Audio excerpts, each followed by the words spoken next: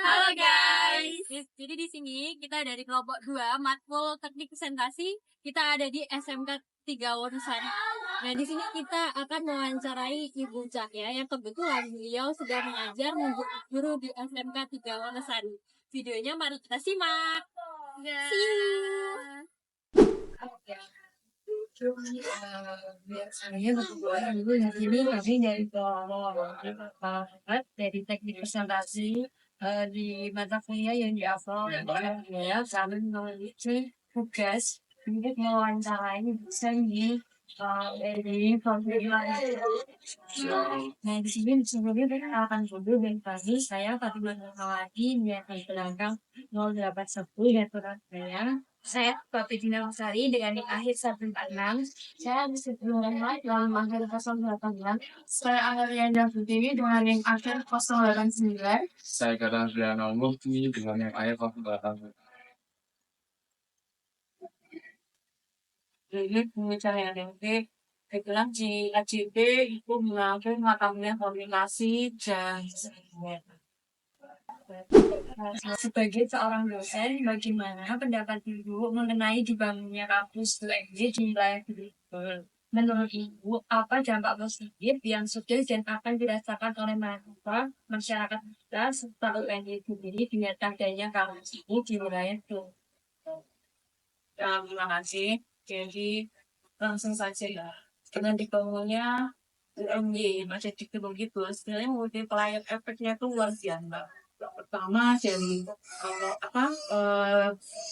ekonomi, tingkat ekonomi, kemudian sosial yang dulu mungkin masyarakatnya masih masih hanya bekerja sebagai petani dan sebagainya. Sekarang mereka sudah bisa berjualan online, mungkin banyak konten dan sebagainya. Jadi multiplier efeknya itu luar biasa. Itu hanya di sekitar kampus. Belum lagi nanti yang di gunung itu sendiri yang dulu notabene gunung itu adalah kering, yang kata orang gunung itu ya masih indeks pembangunan manusianya dan IPM-nya itu masih yang di DIY.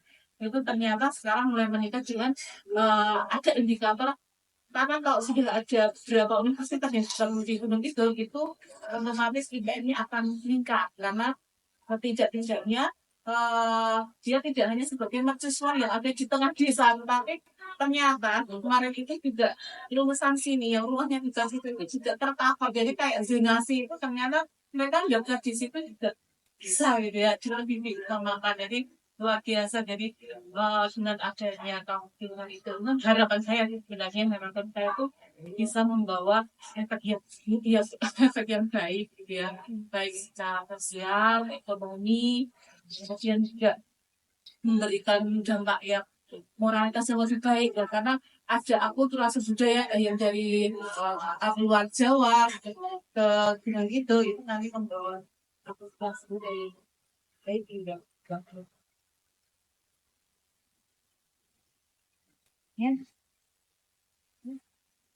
Kemudian bagaimana awal mulanya Ibu bisa menjadi bagian dari dosen di Fakultas Vokasi UNY ini, dan mengapa Ibu memilih mengajar di UNY padahal persyaratan untuk menjadi dosen di UNY ini agak susah. Kemudian mungkin bisa dijelaskan untuk tantangan apa saja yang Ibu hadapi ketika mendaftar menjadi dosen di Fakultas UNY.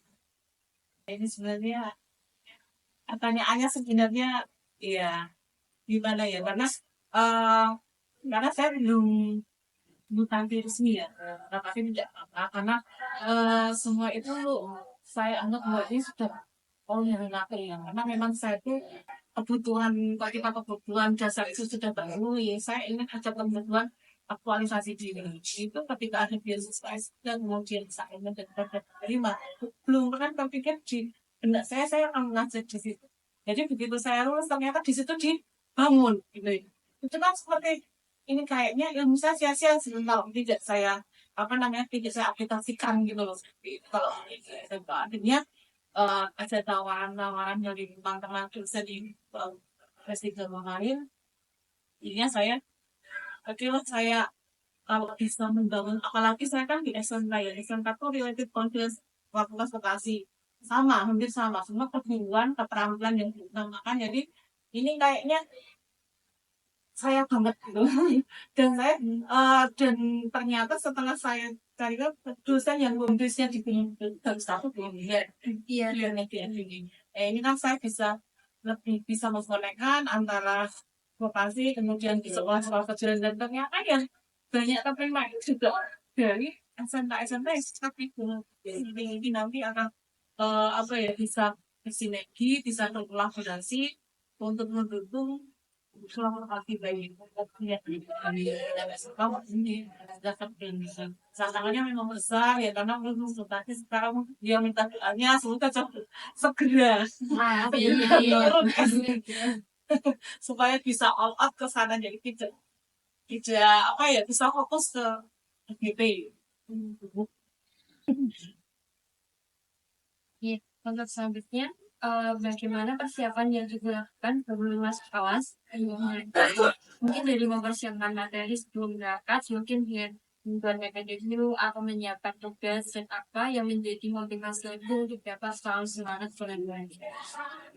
Yang pertama memang semangat terjadi jadi kita tidak apalagi ini acara sebelum dari apa ya mindset saya dan itu sesuai dengan apa namanya sesuai yang saya inginkan sehingga ketika saya mengajar itu ini saya mau bagi ini bagi karena ilmu kalau tidak di apa ya tidak diamalkan kan juga tidak menambah kita tambah pintar itu sebenarnya itu harus kita sampaikan supaya kalau misalnya sering dipakai itu kan ya kan semakin tajam kalau tidak dipakai kan tumpul jadi kayak ini ketika saya mau mengajar ke sana, saya sudah prepare ya. Dan dari kan ada sebagian materi disampaikan. Walaupun sebenarnya ini new, saya kan di sini pas mengajar pas di sana kan buat administrasi.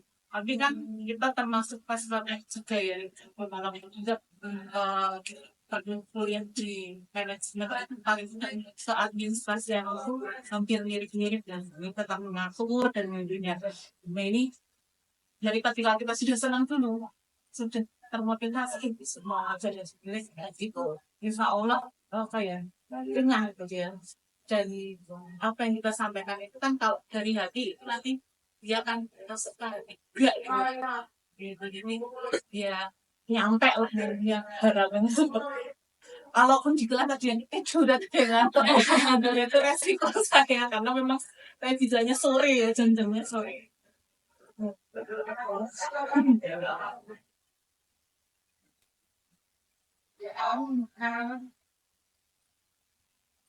Eh, di sini kan UNY ini memiliki dua kampus vokasi ya Bu ya, antara Wates dan Unggul gitu.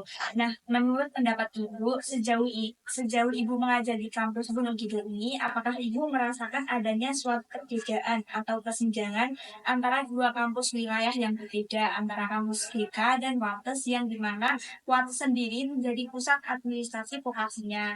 Dan bagaimana tanggapan Ibu terkait dosen vokasi yang dari Wates atau pusat jauh-jauh ke Gunung Kidul tanpa diberikan ruang transport?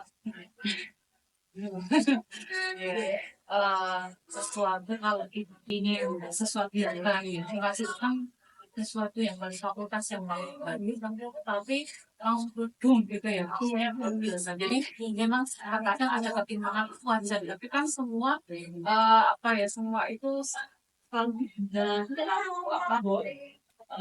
bisa untuk menjadi baik jadi kalau pertimbangan itu memang ya siapa sih kalau di Watit kan bisa diakses dengan kereta ya iya kalau di gunung itu nggak ada kereta kalau bayarnya nggak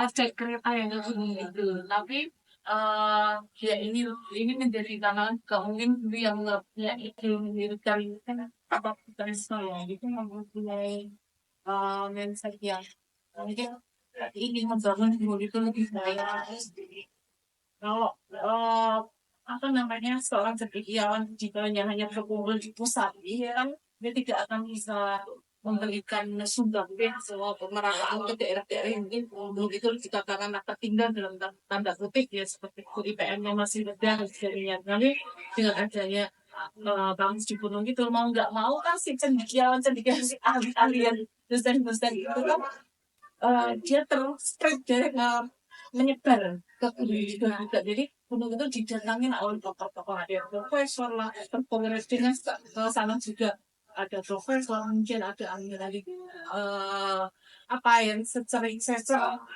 atau peneliti-peneliti juga. Jadi ini yang menjadikan apa ya semangat di Gunung itu untuk Gunung itu memberikan ilmu apa ya belajar itu semangat istilah terus gitu ya ini sebenarnya kan kita nggak nyangka ya dulu kan UGK aku ini pemerintah ya UGK karena pengen besok ini apalagi aku nanti jadinya bisa jadi menyelesaikan apa kota pelajar kedua atau kota pelajar lantai dua kota pelajar lantai dua bisa jadi langsung ke pariwisata juga kota pelajar kan siapa nih tempat belanja kusin dan kuso kalian pada lulus nih kan Bagaimana pengalaman Ibu dalam berinteraksi dengan mahasiswa di kedua kampus wilayah di Negeri sama atas? Apakah ada perbedaan dalam cara pendekatan atau pengajaran yang dilakukan dan apa yang Ibu terapkan dengan mahasiswa di kedua kampus wilayah? Kebetulan karena saya kondisinya di Gunung, jadi saya kan banyak berinteraksi dengan mahasiswa yang dari Gunung, dan kebetulan juga yang di Gunung itu juga anak-anak SMA. Jadi apa ya versinya sama. Kalau itu saya ngomong itu apa namanya itu loh gak sama kamu suka jajan di SBB yang lain nyambung gitu atau kamu pernah kemana ke pantai apa itu nyambung nggak di kemudian kalau di waktu itu lebih beragam. Jadi ada yang luar Jawa, yang kemarin mahasiswa yang sering menghubungi saya itu dari Papua, Olanjang itu ya, Olanjang itu sama dari NTT. Jadi malah dari timur-timur yang kebanyakan secara komunikasi memang kita harus lebih banyak menggunakan bahasa-bahasa yang mereka tahu. Apalagi waktu itu saya ngajarnya statistik, Mbak. Jadi jangan sampai pengajaran ini menjadi momok, tetapi bagaimana mereka paham. Sebenarnya kalau statistik di ADP itu kan lebih supaya mereka paham, karena anak-anak itu masuk ADP kan sebenarnya untuk menghindari matematika. Jadi matematika yang saya sampaikan itu matematika yang statistik yang sosial, ya contoh-contohnya pun juga yang sosial. Jadi ya memang agak berbeda. Dan kebetulan kalau saya ngajar di vokasi sini seperti saya ngajar biasa di SMA ya kan anak-anaknya Selanjutnya, sebenarnya ya Ibu. Sebelumnya karena dari Ibu sendiri beralamat di Gunung Kidul, apakah pernah kadang timbul rasa tidak bersemangat untuk ke Wates atau memberikan kelas melalui Zoom karena yang jaraknya lumayan jauh dari rumah, sedangkan yang lebih dekat adalah kampus Gunung Kidul. Apakah justru semangat Ibu sendiri sama antara perjalanan ke kampus Gunung Kidul maupun ke Wates? karena posisi saya itu belum apa ya belum resmi ke ini sehingga saya sendiri makin berat nih kalau ke sana karena saya harus izin meninggalkan kelas dan saya ini kayaknya tidak sesuatu yang misalnya dan saya berusaha lewat Zoom dan saya juga berusaha kalau saya memang bisa misalnya dari Jumat sore gitu ke sana bisa pernah saya ke sana mau ketemu langsung gitu sama anak-anaknya sekali saya dia ketemu langsung sama anak ya itu jadi sebenarnya kan saya kan memang pinginnya itu apa-apa itu offline sungguh kan di itu ya memang agak ya tetapi kalau misalnya saya sendiri itu malah menjadi sesuatu yang menyenangkan karena kita bisa ke sana, bisa jadi 3 kampus sekaligus gitu. Bisa merasakan tiga kampus itu gimana keadaannya kita senang. Jadi kalau tidak saya ngajar ke sana kan nggak mungkin saya ke Wates. Jarang sekali dan udah bertahun ya tidak ke sana karena kemarin ngajar ini jadi saya senang sehingga kayaknya Jogja itu nggak cuma Gunung itu sama Jawa itu Wates itu juga termasuk Jogja sih juga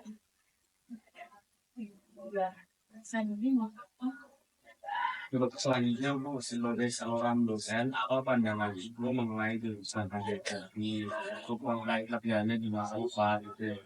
Kayak seperti yang kita tahu sekarang ini kan untuk mencari pekerjaan dengan sekarang itu agak sulit ya. Nah, menurut Ibu bagaimana?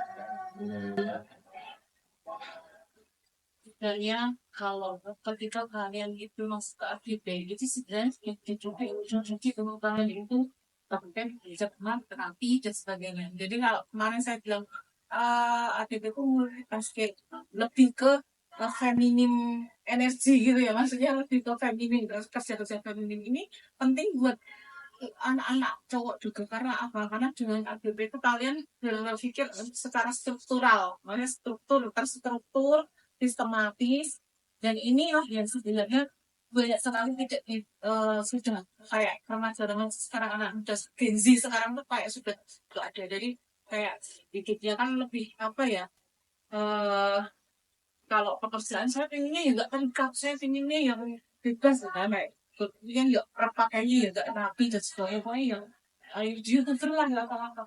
Nah sebenarnya keterangan ini ketika nanti saya tidak menyarankan juga kalian kerja di perusahaan gitu, enggak. Justru kalau bisa kalian yang punya perusahaan, karena kalian sudah bisa bagaimana mengatur, memimpin, bagaimana menata. Nah, itu kan semua kalian dapatkan bagaimana berkomunikasi yang efektif dan sebagainya. Itu kalian dapat di situ. Jadi ini adalah keterampilan penting. Jadi kalau ada itu KGP itu kan jadi cuma kan harus kerja sama orang, enggak juga. Kalian bisa seperti kemudian bisa menjadi kalian juga bisa apa membuat perusahaan sendiri. Silakan tentang gitu ya, membuat itu organisasi apa gitu ya, bikin organisasi saya apa dasar-dasar dari AFB ya, pemasaran dan sebagainya. Dan sebenarnya yang mungkin anak sekarang itu sok malas, apalagi mereka kan apa ini waktu corona itu ya, lebih banyak ini infeksi dan sebagainya. Nah, dengan diajarkan kalian diajak dengan nulis, dari speaker dan sebagainya lah. Nah, gitu. Nah, sesuatu yang mungkin dasar kalian tetap. Sebagai pertanyaan selanjutnya, itu kan jadi sebagai seorang guru selanjutnya mengalih chat. Nah, untuk kendala kesulitan main bagi waktu kan. Iya, kendalanya sudah jelas waktu dengan ini bukan mencari makanya ya kalau bisa Allah kan nanti eh ya Allah itu nanti kan kami kasih waktu karena jadi nggak begini begini. Jadi ya dananya itu ya mungkin kok tercapai itu sesuai sebenarnya kita kan kita benar gitu ya, kan saya kan baca jadi Instagram masuk ya masuk di masuk jadi ya udah ya beginilah. Kalau untuk cara mengajarnya sendiri nih, kalau di SMK sama yang mengajar mahasiswa itu biasanya perbedaan. Kalau SMK itu kita harus pakai metode belajar dari tanpa, karena kalau kita hanya ceramah dan sebagainya itu enggak. Jadi kita harus menyiapkan. Saya besok mau kita pegang beban materi, kita harus buat lilin misalnya apa itu harus boleh apa namanya RPP-nya, rencana pembelajarannya, modul aja itu harus memang benar-benar harus disiapkan. Tapi kalau mahasiswa ya yang penting MPS-nya apa itu nanti kan diserahkan ke dosennya masing-masing. Saya sendiri mempunyai target kalian tuh misalnya untuk komunikasi kalian bisa ini. Nah kemarin kan kalian tak suruh mengetahui pola komunikasi yang ada di sini apa targetnya seperti itu nih. Sama tapi nanti kalian tuh bisa menjadi kan ada yang menjadi MC kemudian apa jadi public speaking, sebagai komunikasinya itu bisa bagus gitu. Jadi kalian bisa lah ngobrolkan supaya ketika ngumpul di masyarakat itu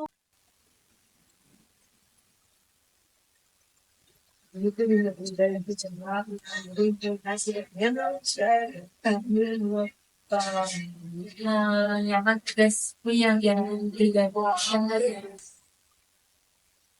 jadi yang penting kalian itu tetap semangat ingin asal yoga hanya tugas itu dilalui dikerjakan itu bagian dari kamu pembelajaran.